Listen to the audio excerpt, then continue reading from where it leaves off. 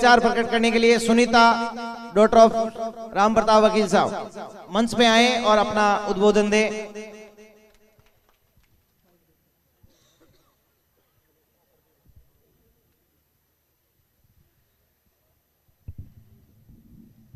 नमस्कार।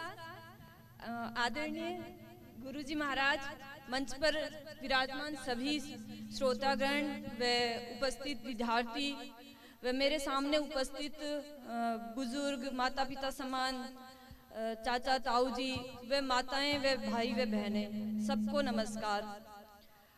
मैंने आज सुबह ही बोला था कि अभी मेरा इंटरव्यू हुआ है, फाइनल रिजल्ट आना बाकी है, लेकिन फिर भी इस दौरे से उठकर और यूपीएससी भवन तक जाना ये अपने आप में बहुत बड़ी बात थी।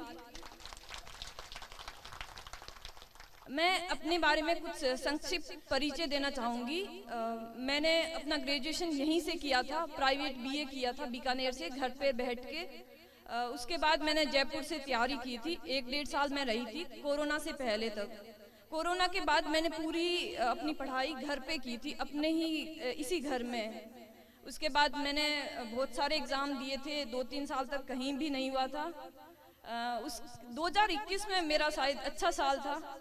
आरएस प्री मैंने घर से दिया था, मेरा क्लियर हो गया था। आरएस मेंस मैं उस टाइम जयपुर गई थी, तो वो भी क्लियर हो गया था। उसके बाद 2 महीने बाद आईएएस प्री का था, वो मैंने गांव से ही दिया था, वो क्लियर हो गया था। आईएएस मेंस 2-3 महीने तैयारी की थी, वो भी गांव से ही की थी, वो भी क्लियर हो गया। और इंटरव्यू के लिए जिस दिन रिजल्ट आया था मैं जयपुर थी, तो पापा दिल्ली गए थे मुझे हॉस्टल में छोड़ने के लिए, पर मुझे हॉस्टल पसंद नहीं आए थे। तो फिर किसी ने वहाँ पे, देखो समाज का कितना बड़ा योगदान है। वहाँ पे एक आईपीएस दानिश सर्विस में थे, तो हम उनसे मिले थे। उन्होंने कहा कि आपकी सबसे बड़ी प्रेरणा कौन थी, तो मैंने यही बताया था कि मेरी माताजी मेरी सबसे बड़ी प्रेरणा थी। उन्होंने मुझे हमेशा मोटिवेट किया इस पूरी जर्नी में, जो क्योंकि मैंने सारे एग्जाम घर से क्लियर किए हैं, तो वो सबसे बड़ी प्रेरणा थी। तो उन्होंने कहा कि आप उन्हीं को ही लेके आ जाओ। अब ये बहुत बड़ा डिसीजन था, क्योंकि सब घर बार यही था, और मम्मी को एकदम से दिल्ली शिफ्ट करना, फिर पीछे सब यही था। लेकिन मैं धन्यवाद देती हूँ मैं पापा का कि भगवान ने मुझे इस घर में जन्म दिया। मैं बहुत बड़ी सौभाग्यशाली हूँ कि पापा ने मुझे हमेशा सपोर्ट किया। इवन मम्मी को भी उधर भेजने का ये बहुत बड़ा डिसीजन था। मैं अपनी जर्नी को ऐसे मोटिवेशन के तौर पर मैं कुछ चीज़ें बताना चाहूँगी। पहला स्टेप है परिवार। अगर आपका फैमिली सिस्टम बहुत सपोर्टिव है तो आप कहीं पे भी जा सकते हो। मैं मेरा खुद का ही एग्जांपल देना चाहूँगी कि मैं बहुत ब्रिलियंट स्टूडेंट नहीं थी, मैं बहुत ही एवरेज थी, और मैंने बहुत सारे फेलियर दिए। ये मेरा यूपीएससी में भी 4th अटेम्प्ट था। ऐसा नहीं है कि फर्स्ट अटेम्प्ट में मतलब तैयारी की, एग्ज़ाम दे दिया और हो गया, नहीं हुआ। फर्स्ट में नहीं हुआ, सेकंड में नहीं हुआ, थर्ड में भी नहीं हुआ था। ये सब 4th में अभी होने लगे हैं। तो अगर आपका परिवार पे पीछे सपोर्ट अच्छा नहीं है ना, फिर आप बहुत जल्दी आप गिव अप कर लोगे, यानी कि उसे बहुत दिनों तक कंटिन्यू नहीं कर पाओगे। ऐसा नहीं है। मैंने मेरे इस पूरी जो जर्नी में एक आईएएस था और बैकअप प्लान में आरएस था कि या तो कलेक्टर बनो या एसडीएम बनो। ऐसे टीचर का मैंने सोचा था, लेकिन यही है, पीछे देखा था कि एक बार बीएड 2 बार फॉर्म भर दिए बीएड के, पापा ने एग्जाम नहीं देने दिए, फिर अगली बार भरा भी नहीं, कि मुझे बीएड करनी ही नहीं थी, मुझे टीचर बनना ही नहीं था। जिस बनना था ना जो, और ये बड़ी सबसे बड़ी प्रेरणा माता पिता से ही मिलती है। मुझे कोई विश्वास नहीं था कि मैं बन जाऊंगी, इन्होंने हमेशा किया कि नहीं तुम्हारा तो हो ही सकता है। जैसे एग्जाम्पल देना चाहूँगी कि मेंस के एग्ज़ाम के टाइम मुझे खुद को नहीं लगा था कि मेरा हो जाएगा। आरएस मेंस के टाइम में ज़रूर लगा था कि हाँ राजस्थान का एग्ज़ाम है, हो सकता है, लेकिन आईएएस मेंस के टाइम में तो ऐसा लगा था कि पूरे भारत का है, शायद गांव से पता नहीं तैयारी की है, कैसी तैयारी की है, लेकिन एक पूरे मतलब इस दुनिया में एक मम्मी को विश्वास था कि मेरा पक्का होएगा। उन्हें पता नहीं क्या है, मतलब उनमें मुझे बहुत बड़ी आस्था है। और अभी भी फाइनल सिलेक्शन का कुछ श्योर नहीं है, क्योंकि UPSC is all about uncertainty. पर जैसे परमात्मा की सबका आशीर्वाद मैं बहुत मानती हूँ, आशीर्वादों को, तो क्या पता, लेकिन जो भी हो मेरी मेहनत मेरे साथ रहेगी, हमेशा रहेगी। उसके बाद जो बड़ा रोल आता है वो समाज का। समाज का रोल मैं आपको दिखाना चाहूँगी कि शुरू से सुबह 4 बजे से मैं देखती हूँ गोपी दादा का, किसी को सुनाई दे या नहीं दे, मुझे वो अलार्म जरूर सुनाई देता है 4 बजे। धन्यवाद गोपी दादा, आपका टाइमिंग एकदम फिक्स है, चाहे कुछ हो या ना हो। कभी कभी ऐसा होता है कि मैं पूरी रात पढ़ाई की है और सुबह बस आने ही वाली थी बेड पे, इतने में अलार्म बज गया कि गोपी दादा ने स्टार्ट कर दिया, तो फिर मुझे लगा अच्छा इतना टाइम हो गया है क्या। तो पर ये है कि टाइम आपका कभी भी वेट नहीं करता। अगर आपके टारगेट पूरे नहीं हो रहे हैं तो आपको पूरी रात ही पढ़ना पड़ेगा। पर लेकिन मैं धन्यवाद देती हूँ कि सुबह से मेरी मॉर्निंग बहुत अच्छी स्टार्ट की है, बहुत मोटिवेशनल स्टार्ट की है, क्योंकि सुबह सुबह अगर आप बेड पे भगवान का नाम स्मरण करते हो तो पूरा दिन आपका ऊर्जावान रहता है। साथ ही मैं देखती थी उठते ही कभी कभी लेट हो जाता था 7 बजे, पीछे देखती थी गणपत राम जी जो मेरे ताऊ जी हैं, मैं उनको देखती थी वो काम करते थे, फिर मुझे लगता मैं कितनी छोटी हूँ और मैं काम नहीं कर रही, मैं उठी भी नहीं हूँ, वो मुझसे इतने बड़े हैं, वो जल्दी उठ सकते हैं, तो मैं क्यों नहीं उठ सकती। धन्यवाद, लेकिन मुझे बहुत प्रेरणा मिली है इनसे भी। तीसरा, हुक्माराम जी के समय जैसे मेरा मेंस का एग्जाम था, उससे पहले मैं बस स्टैंड पे खड़ी थी, तो फिर दादाजी ने पूछा कि आप कहाँ जा रहे हो, फिर मैंने कहा अभी मेरा जयपुर सेंटर है, तो उन्होंने कहा पक्का हो जाएगा तुम्हारा, मतलब देखते ही बोल दिया कि पक्का हो जाएगा। ये उस टाइम ये बात नहीं थी कि होना होगा या नहीं होगा, लेकिन ये था कि मोटिवेशन हमें कहाँ कहाँ से मिलता है, एक वो बहुत जरूरी भी होता है। अगर आपको हर समय मोटिवेशन मिले ना तो बहुत जरूरी है, आपको आगे बढ़ने की प्रेरणा मिलती है। समाज का योगदान मैं देखना चाहूँगी कि इंटरव्यू के दौरान दिल्ली में बिश्नोई समाज इतना हेल्पफुल नेचर का है। जैसे वहाँ राजेंद्र जी एडवोकेट थे, प्रेम सुख जी डेलू, मैं उनके पूरी परिवार से मिली, श्याम सुंदर जी SDM, परी बिश्नोई, उनसे मैं पर्सनली मिली, इतना सपोर्टिव कि मतलब किसी भी तरह से हेल्प कर रहे हैं, वो आपका फ़ोन उठा रहे हैं और आपको रिप्लाई कर रहे हैं, तो ये बहुत बड़ा लगा था मुझे। परी बिश्नोई का भी एक मैसेज था मेंस के टाइम में, तो वो मैंने बहुत बार देखा और उसके हिसाब से टेस्ट दिए और वहीं से अपनी स्ट्रेटजी फॉलो की।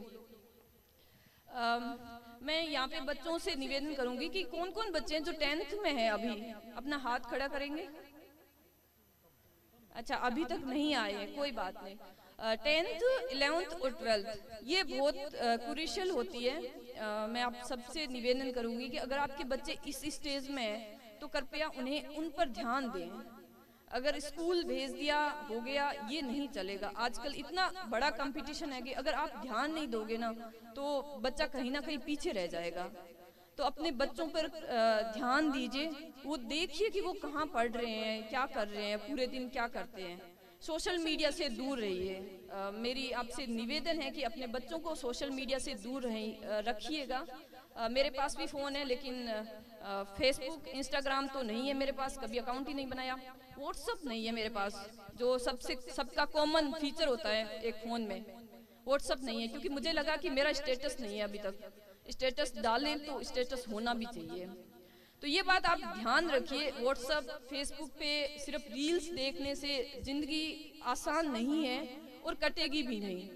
अगर आपको इस गांव से निकलना है, कुछ बड़ा करना है अपनी ज़िंदगी में और अपने समाज के लिए बड़ा करना है, अपने परिवार का नाम रोशन करना है, तो सोशल मीडिया से तो दूर रहिए। ये बहुत बड़ी और बुरी लत है जो आपको पीछे की ओर धकेल रही है। इसके अलावा मैं कहना चाहूँगी जो मातृशक्ति है उनसे मैं निवेदन करूँगी कि जैसे मेरी माँ मेरी प्रेरणा रही है, वो इसीलिए थी क्योंकि उन्हें ऐसे लगता था कि वो बहुत बड़े परिवार से आती है। जैसा कि आप जानते हो भीखाराम जी बहादुर बड़े परिवार है, उनके पास बहुत जमीन जायदाद सब था, लेकिन क्या लेके आई वो ये मैटर करता है। उनके पास कुछ भी नहीं था, लेकिन उन्होंने हमेशा ये कहा कि मेरे पास, मैं सुबह 4 बजे से उठती हूँ, रात को 11 बजे से काम करती हूँ। आपको सबको पता है कि ये काम कोई छोटा नहीं है। एक दिन आप खुद अपने पे लेके देख लीजिए, घर का काम कोई छोटा नहीं है और बहुत सरल भी नहीं है। तो इतनी थकान होती है। मैं मुझे सब यहाँ पे जो मातृशक्ति उपस्थित हैं, आप सब मुझे, आप में वो जो एक जुनून और आप में वो एक शक्ति है ना, तो उसको आप यूटिलाइज कीजिए। आपने अपनी जिंदगी में जो कुछ भी किया है, सुबह से आपने मतलब बचपन से लेकर अभी तक भी आप हमेशा काम करती आई है, ये बहुत अच्छी बात है। लेकिन आप अपनी बेटियों को ऐसा मत करने दीजिए। आप मत चाहिएगा कि वो भी आपकी तरह काम करे। इसका एक एग्जाम्पल है कि सुबह 4 बजे से रात को 11 बजे तक आपके पास इनकम का क्या सोर्स आएगा? कुछ भी नहीं। कोई भी आपके पास पैसा थोड़ा ना आएगा कभी भी। लेकिन मेरी बहन है पूजा, डॉक्टर, वो टीचर है। कोरोना काल में सारे स्कूल बंद थे, लेकिन वो तो हमेशा उसके अकाउंट में आता था 60,000 रुपए। तो अपनी बच्चों को इतना मोटिवेट कीजिए, उन्हें उन पर ध्यान दीजिए कि वो पढ़ें, आपकी तरह ना बने। जैसा आपने जिंदगी जो जी है ना, उनको मत ट्रांसफर कीजिए। अपनी थोड़ी सी इजी लाइफ के लिए उनकी जिंदगी को कुर्बान मत कीजिए। भगवान सब कुछ देख रहा है। थोड़ा सा त्याग कर लीजिए कि गहने कम बना लीजिए, उनकी पढ़ाई पे खर्च कीजिए। घर अगर अच्छा नहीं होगा तो भी चलेगा, लेकिन उनको बहुत अच्छा घर मिले, इसके लिए। जैसे अगर मैं कहूँगी कि मैं कुछ बन जाऊँ तो फिर मुझे किस चीज़ की ज़रूरत होगी? घर, पैसा, नौकरी, सब कुछ आ जाएगा। बस एक बार पढ़ना पड़ता है, एक बार ही जिंदगी में मेहनत करनी पड़ती है, और वो टाइम कम होता है, उसमें आपकी समझ बहुत इम्पोर्टेंट होती है। मैं देखो, ये सपोर्ट सिस्टम मेरी मम्मी के साथ मेरे पापा का भी था, क्योंकि वो अगर एजुकेटेड नहीं होते तो हमें बाहर नहीं भेजते। तो मैं आप सब लोगों से निवेदन करती हूँ कि अपनी बच्चों को उन पे ध्यान दीजिए, उन्हें आगे बढ़ने का मौका दीजिए। कम से कम उन्हें बीएड करवा के टीचर की तैयारी कीजिए, आरएस की तैयारी करवाइए, घर से हो सकती है। मैंने सारी तैयारी घर से की है, क्योंकि प्रिंटर मंगवा लिया था, सारी क्लासेस ऑनलाइन अवेलेबल है। तो आप उन पर ध्यान दीजिए, उनसे काम मत करवाइए, क्योंकि जो आपने जिंदगी भर किया ना, उन पर मत डालिए। ये काम बहुत टेम्परेरी है, थोड़ा सा पेन आएगा आपको, लेकिन आपकी बेटी की जिंदगी संवर जाएगी। वो आपसे कभी भी जिंदगी में हाथ नहीं बढ़ाएगी आपके आगे, और इससे बड़ी कोई मोटिवेशन नहीं है। अगर आपके बच्चे खुश हैं तो मुझे लगता है कि भगवान सब आपके साथ खुश रहेगा। बस थोड़ा सा त्याग चाहिए, और मुझे पूरी उम्मीद है कि जैसे जैसे हमारा समाज इस एजुकेशन के क्षेत्र में जागरूकता की ओर बढ़ रहा है, वैसे वैसे ये मातृशक्ति भी जागरूक होएगी। और आप में बहुत बड़ा पोटेंशियल है। मैं यहाँ पे सारी बच्चों को देख सकती हूँ, जो भी उपस्थित युवा है, सब में वो पोटेंशियल है। आप सब कुछ ना कुछ कर सकते हो। आरएस बनना, आईएएस बनना मतलब इतना टफ नहीं है। अगर आपने जो चाह लिया वो आपको मिल ही जाएगा। मेरा यही है। अंत में मैं कुछ पंक्तियां सुनाना चाहूंगी। ये कुछ पंक्तियां हैं कि रामधारी सिंह दिनकर की एक कविता है रश्मि रथी, उसके तृतीय सर्ग की कुछ पंक्तियां हैं। ये पंक्तियां हैं जब श्री कृष्ण दुर्योधन को समझाने जाते हैं कुरुक्षेत्र के युद्ध से पहले, तो उस समय की पंक्तियां हैं। मैत्री की राह बताने को, सबको सुमार्ग पर लाने को, दुर्योधन को समझाने को, भीषण विध्वंस बचाने को, भगवान हस्तिनापुर आए, पांडव का संदेशा लाए। दो न्याय अगर तो आधा दो, उसमें भी यदि बाधा हो तो दे दो केवल 5 ग्राम, रखो अपनी धरती तमाम, हम वहीं खुशी से खाएंगे, परिजन पर असीना उठाएंगे। दुर्योधन ये भी दे न सका, दुर्योधन ये भी दे न सका, आशीष समाज की ले न सका, उल्टे हरि को बांधने चला। जो था असाध्य साधने चला, जब नाश मनुज पर छाता है, पहले विवेक मर जाता है। उसके बाद ललकारते हुए श्री कृष्ण और कहते हैं कि बांधने मुझे जो आया है, जंजीर बड़ी क्या लाया है। बांधने मुझे जो आया है, जंजीर बड़ी क्या लाया है। बांधना मुझे यदि चाहे मन, तो बांध पहले अनंत गगन, सूने को साध न सकता है, वह मुझे बांध कब सकता है। धन्यवाद। बहुत बहुत धन्यवाद। जोरदार